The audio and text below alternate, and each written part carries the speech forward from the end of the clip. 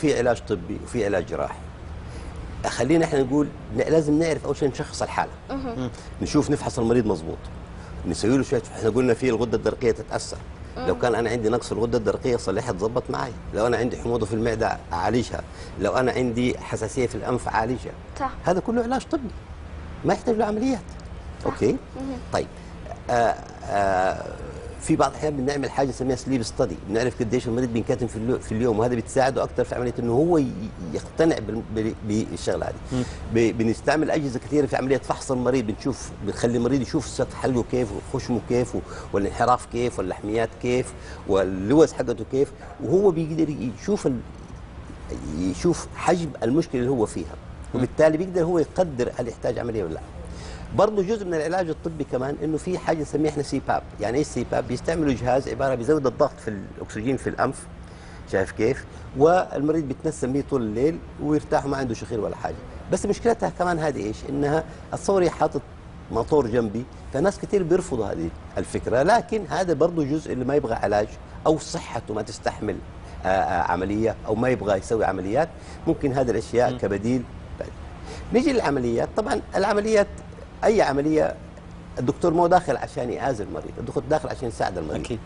طبعا الخبره بتلعب دور في الموضوع، التشخيص تبع العمليه وخبره الطبيب في تشخيص الحاله ومعرفه سبب المشكله وعلاجها، هذه كلها بتساعد على نجاح العمليه. أكيد. طيب نجي للتشخيص. احنا تكلمنا عن التشخيص انه ممكن اشياء كثيره، لكن انا لما نحدد انه في عنده انسداد في الانف نتيجه لانحراف الحجز الانفي او تضخم في القناه الانفيه وعنده تهدل في سقف الحلق، والمريض بيشوف هذا الشيء قدامه على التلفزيون، بيشوف انه كيف شكل الانسداد شكله، فهو بيساعد الدكتور انه يتخذ القرار المناسب بالنسبه له هو. العمليات تعتمد على ازاله السبب الرئيسي للمشكله، وهي زي ما قلنا في البدايه انسداد الانف. في ناس يكون عندهم بس تضخم في القرنيات الانفيه، ناس يسموها لحميات، ويقول لك هذه ترجع لي يا دكتور وما ترجع لي دكتور. هذه احنا اتفقنا من اول انه القرنيات الانفيه هذه هي اللي تنظف وتكيف وتظبط الهواء النازل في الرئه، فما اقدر اشيلها وارميها، انا بكويها، ولو عندي حساسيه ممكن ترجع مره ثانيه والثالثه ورابعه، ارجع اكويها مره والثانيه والثالثه ورابعه عشان كذا ترجع.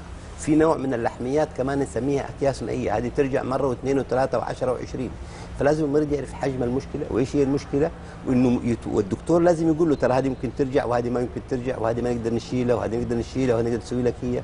فهي عمليه حوار واضح ما بين الطبيب وما بين المريض، بحيث انه كل واحد يفهم حجم المشكله وانه ايش علاجها وايش اللي ممكن يرجع وايش اللي ما يرجع. هذا واحد. نيجي الاثنين لسقف الحلق، لان احنا قلنا يصير في تهدل في سقف الحلق. لو يكون سقف الحلق كبير بنعمل حاجه نسميها عمليات شد سقف الحلق، وهذه تصير بكذا طريقه. ممكن نسويها في العياده عن طريق اجهزه خفيفه، بنحقن اشياء في الصوت في سقف الحلق من غير اي جراحه، بدون اي جراحه في العياده. او من طريق عمليات اللي هي نستعمل الحراره الراديو ويف الحراريه هذه، ونعمل نوع من التليف في سقف الحلق، وهذا يقلل من عمليه الاهتزازات في الصوت. او بنحط اشياء جوا في سقف الحلق بحيث تزود الشده حقت سقف الحلق، مواد تساعد على التليف. او ممكن نقص بس اللهاب، بعض الحين بس تقص اللهاب انتهى الموضوع، ما تحتاج انت في العياده كمان. لكن نتكلم على الشخص اللي عنده مشكله كبيره، تضخم في اللوزتين، تهدل في سقف الحلق، وهذه عمليه كبيره شويه، فممكن تتشال اللوزتين وتشال سقف الحلق وتظبط كلها. كنا بنستعمل الليزر من زمان، والى الان له بعض الاستعمالات البسيطه، وبنستعمل اشياء ثانيه، كلها عمليه انه انا احاول بقدر الامكان ان انا اشيل الانسداد واوسع الانسداد بطريقه معينه. وهذا ما يمنع انه لازم برضه استعمل ادويه معها كدواء حموضه، واذا كان في اي اشياء ثانيه ممكن نعالج الاشياء هذه والمريض لسه بيشخر، معناه وصل لمرحله انه لازم يدخل جراحيا. وما في انسان يغصب احد على حاجه، المريض اللي يبغى يريح نفسه بيرتاح، شايف كيف؟